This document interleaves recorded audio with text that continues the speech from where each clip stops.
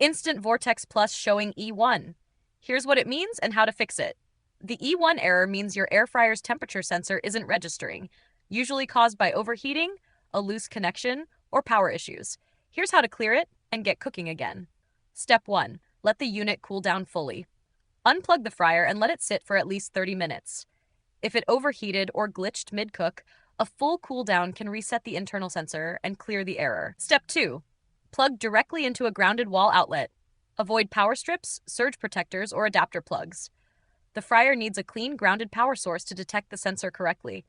An unstable connection can trigger E1 instantly. Step 3. Remove the basket and reinsert it firmly.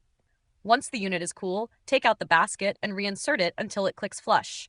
If it's slightly off track, the fryer may not detect it, and that can throw the error.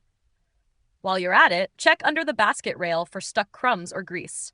I use a narrow detail brush to clear that track. Soft bristles, no scratching, and it fits perfectly. Step 4. Contact support if it keeps happening.